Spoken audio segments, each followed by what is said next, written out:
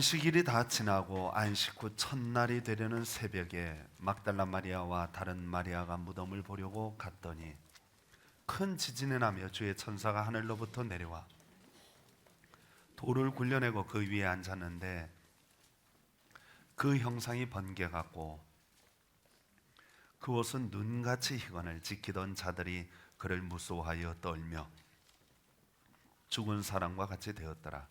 천사가 여자들에게 말하여 이르되 너희는 무서워하지 말라. 십자가에 못 박히신 예수를 너희가 찾는 줄을 내가 아노라. 그가 여기 계시지 않고 그가 말씀하시던 대로 살아나셨느니라. 와서 그가 누우셨던 곳을 보라. 또 빨리 가서 그의 제자들에게 이르되 그가 죽은 자 가운데서 살아나셨고 너희보다 먼저 갈릴리로 가시나니 거기서 너희가 배우리라 하라. 보라 내가 너희에게 일렀느니라 하거늘 그 여자들이 무서움과 큰 기쁨으로 빨리 무덤을 떠나 제자들에게 알리려고 다름질할세. 예수께서 그들을 만나 이르시되 평안하냐 하시거늘 여자들이 나아가 그 발을 붙잡고 경배하니 이에 예수께서 이르시되 무서워하지 말라. 가서 내 형제들에게 갈릴리로 가라 하라. 거기서 나를 보리라 하시니라. 아멘. 기도하고 말씀 나누도록 하겠습니다. 부활의 날 저희들이 주님의 그 부활을 기념하고 또 다시 한번 묵상하고자 이 복된 자리에 저희들이 나왔습니다. 은혜 베푸시고 우리 모든 성도들에게 부활의 생명의 역사가, 능력의 역사가 있게 하여 주시옵소서. 우리 모든 성도들 부활의 신앙을 가지고 세상의 어떤 어려운 환경도 능히 이겨나갈 수 있는 우리 성도들 되게 하여 주옵소서. 종을 사용하여 주실 줄 믿고 예수님 이름으로 기도하옵나이다. 아멘. 기독교 신학 중에 험증학이라는 신학이 있습니다. 예전에는 하나님의 말씀을 있는 그대로 다 받아들이고 믿었습니다마는 과학이 발달하고 인간의 이성이 발달하면서 사람들이 점점 더 하나님 말씀을 있는 대로 받아들이지 않고 오히려 의심하고 불신하는 경향이 점점 생겨났습니다. 세상의 학자들은 기독교에 대하여 반박하는 논리를 세우고 나름대로 기독교를 공격하였습니다. 기독교는 그러한 공격에 대하여 자신들의 논리를 가지고 기독교도 역시 논리적인 방법으로 그들에게 대항하는 학문을 세웠는데 그것이 바로 험증학입니다. 인간의 논리로 기독교를 한번 증명해 보자 하는 그런 이야기입니다. 특별히 이 험증학에서 다루는 여러 가지 주제들이 있지만 그 중에 예수 그리스도의 빈 무덤도 주요 주제 중에 하나입니다. 여러분, 모든 종교에 다 무덤이 있는데 예수님의 무덤만큼은 빈 무덤입니다. 무덤이 비어 있다면 시신은 과연 어디에 있습니까? 한번 생각해 보세요. 여러분, 예수님이 부활했다고 아무리 말해도 믿지 않는 사람들에게 있어서 예수님의 무덤이 비어 있다고 생각한다면 그들이 생각하는 그 세상 사람들이 생각하는 논리는 무엇일까요? 그것은 가장 쉬운 논리로 예수님의 제자들이 예수님의 시신을 훔쳐갔다. 거기 무덤을 지키는 군인들을 뇌물을 줘서 뭐 어떤 형태로든 간에 예수님의 시신을 빼돌려 숨겼다. 그들은 뭐 부활을 믿지 않으니까 무덤이 비어 있다면 그 밖에 논리적인 일이 없을 거라고 생각이 됩니다. 기독교인들이 꽁꽁 숨겨놨다고 한다면, 만약에 그렇다면 해결 방법은 어쩌면 간단합니다. 예수님 시신만 찾아내면 끝입니다. 그렇죠? 어떤 방법을 써서라도 시신을 찾아내면 끝입니다. 그런데 여러분 아다시피 초대교회 때 기독교를 굉장히 핍박했습니다. 요즘처럼 인권이 보장된 시대가 아니어서 기독교인들을 잡아다가 온갖 고문을 가하고 협박을 하고 사자의 밥이 되게 하고 검투사의 칼날에 죽게 하고 화형장에 끌려가서 불태워 죽이기도 하고 십자가에 매달아 죽이기도 하고 온갖 고문 도구를 사용하여 기독교인들을 괴롭혔습니다. 그렇다면 예수님 시신을 찾는데도 그러한 방법을 쓰는 것은 어쩌면 너무나 자연스러운 일입니다. 예수 믿는 사람들을 잡아다가 너희 예수님 시신을 어떻게 했느냐? 빨리 말해라. 그리고 온갖 방법으로 고문했을 거예요. 우리나라도 민주화 항쟁 때 고문당하던 사람들이 자기가 저지르지 않은 죄도 고문에 견디지 못해서 죄를 저질렀다고 허위 자백하는 경우가 있습니다. 고문이 너무 심하면 그럴 수 있어요. 그런데 기독교인들이 한결같이 그 수많은 고문을 겪으면서도 그들은 예수 그리스도의 시신을 내놓지 못했습니다. 혹은 예수 믿는 사람들 중에 돈 밝히는 사람들이 있을 수 있어요. 아나니아 삽비라 같은 사람. 그러면 돈을 주어가지고 회유책을 쓸 수도 있었습니다. 그런데 그 어느 한 사람도 예수님의 시신을 내놓을 수가 없었습니다. 왜 그랬을까요? 간단한 방법입니다. 할 수 있었는데 왜 예수님의 시신을 찾아내지 못했을까요? 그것은 반대로 말하면 예수님은 부활하신 것이 틀림없는 사실이기 때문입니다. 초대 기독교인들이, 특별히 예수님 제자들이 사실은 성경을 잘 살펴보면 아시겠지만 예수님 부활을 믿지 못했습니다. 아무도 예수님이 부활할 거라고 생각한 사람이 없었습니다. 그들은 예수님 십자가에 달릴 때 다 도망쳤습니다. 예수님의 수제자라고 하는 베드로는 예수님을 3번이나 부인했습니다. 예수님의 어머니 역시도 예수님이 부활할 거라고는 꿈에도 생각하지 못하고 다만 예수님의 시신에 향유나 발라드려야 되겠다 생각하고 부활절날 아침에 예수님 무덤을 찾아갔던 것입니다. 그런데 그들 모두가 한결같이 다 변화되어서 예수님의 부활의 산 증인이 되었습니다. 무엇 때문일까요? 예수님 부활이 거짓이고 시신을 숨겨놓은 채 부활했다고 거짓말을 했다면 그들이 목숨 내걸고 거짓을 믿었을까요?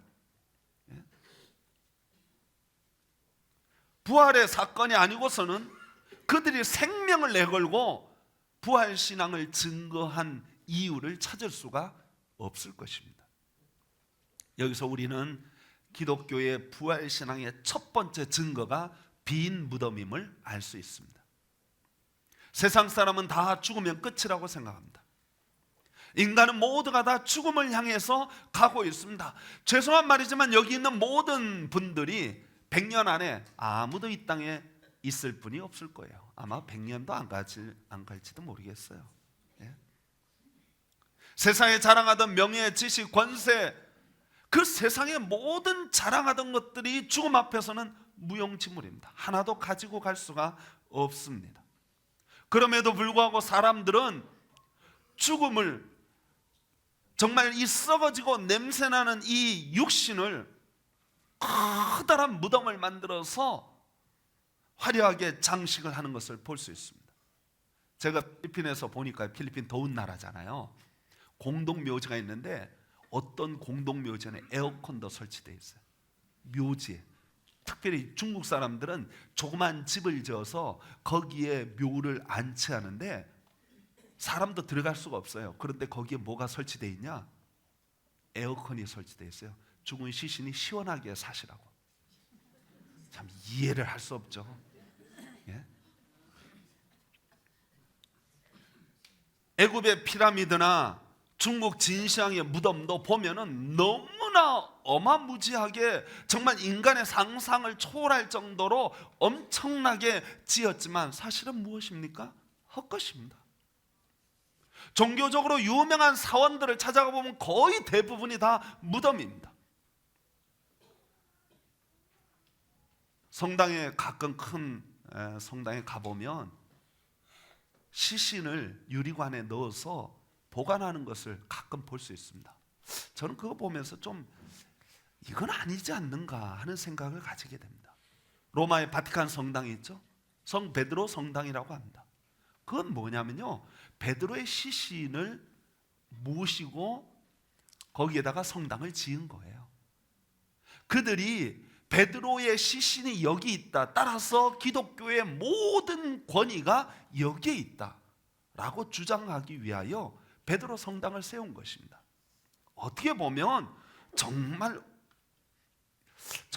어이없는 일입니다.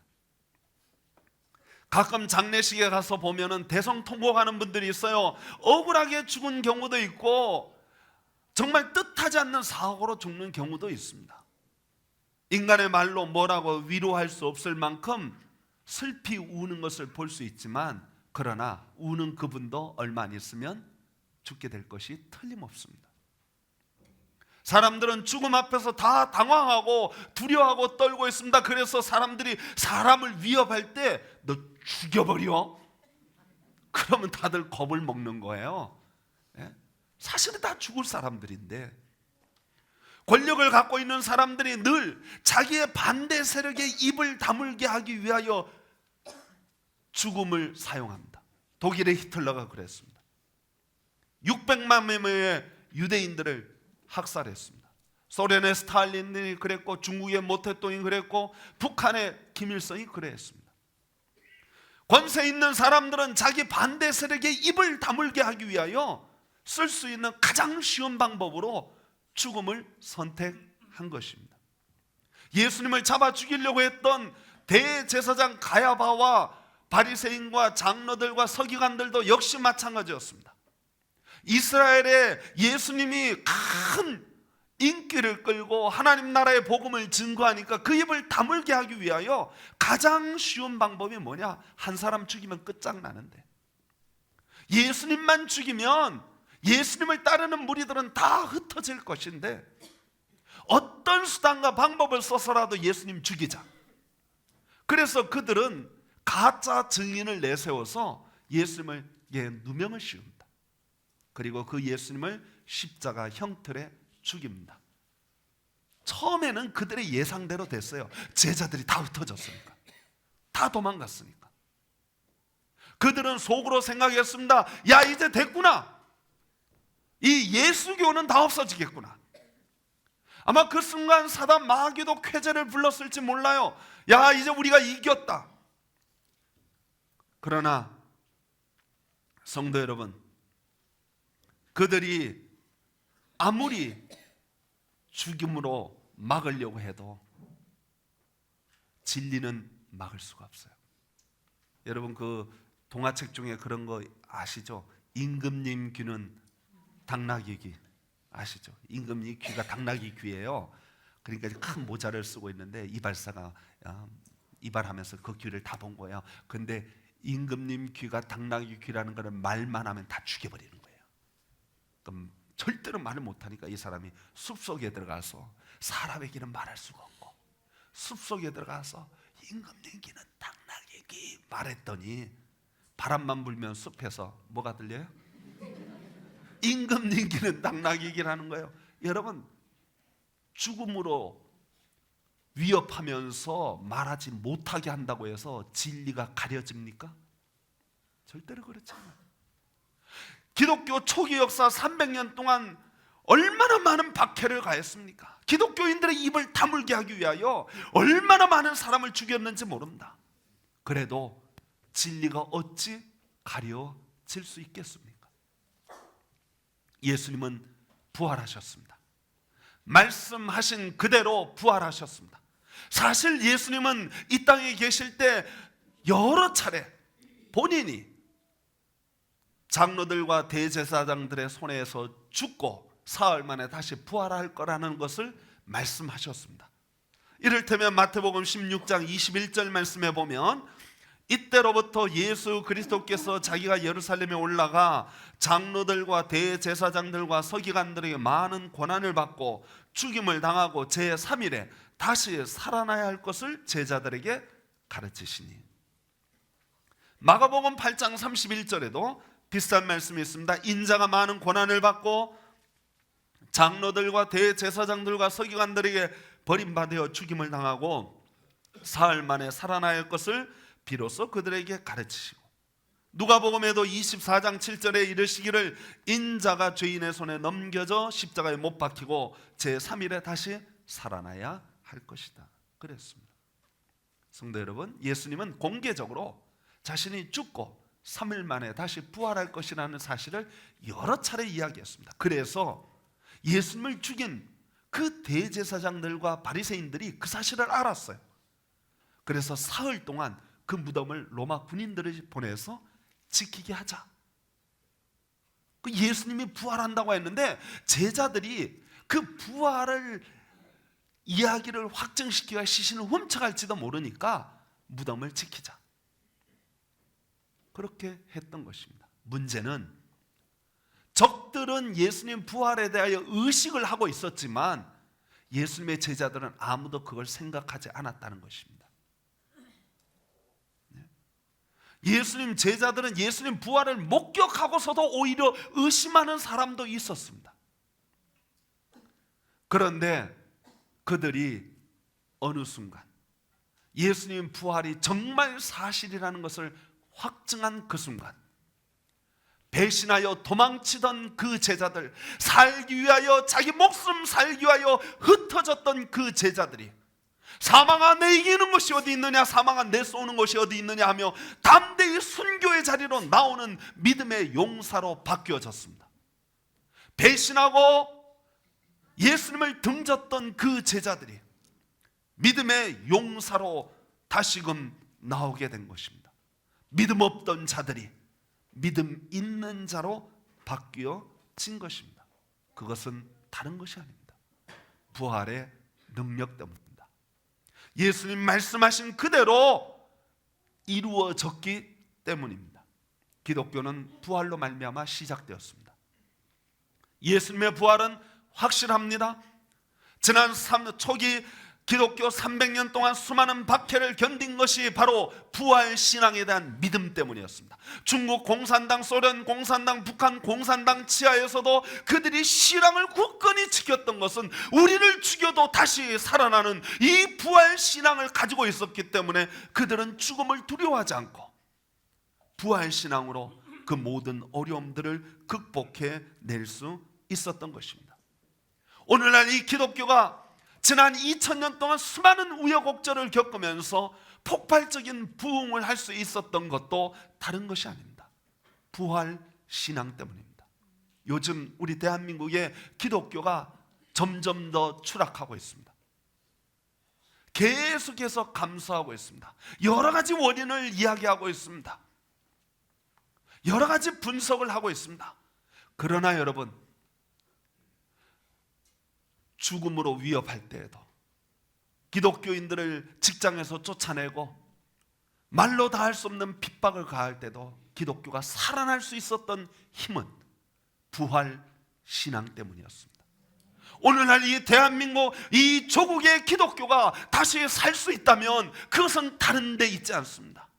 캠페인을 벌리는 데 있지 않고 어떤 인간적인 무브먼트를 일으키는 데 있지 않고 부활 신앙을 다시금 회복하는 데 있는 줄 믿습니다. 우리가 믿는 예수님은 살아계신 예수님, Living Christ, 지금도 살아계셔서 우리 가운데 역사하시는 예수님이신 줄 믿으시기 바랍니다.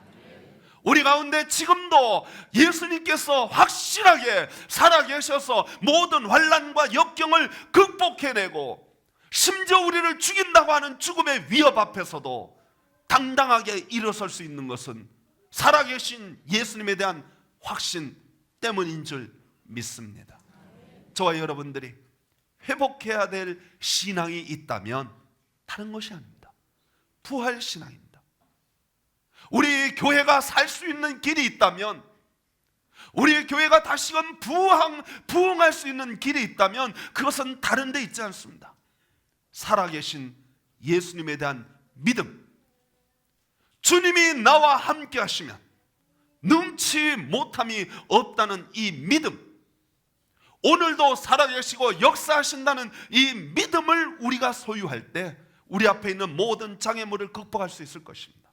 우리 앞에 있는 모든 시험을 이겨낼 수 있을 것입니다. 우리 앞에 있는 모든 어려움들을, 역경을 극복하고 다시금 기독교가, 다시금 여러분의 삶이, 다시금 우리의 가정이 회복되어지고 부활되어지는 생명의 역사가 일어날 줄로 믿습니다.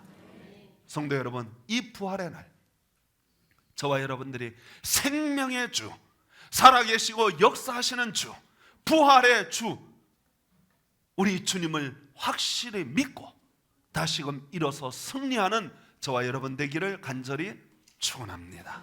기도하겠습니다.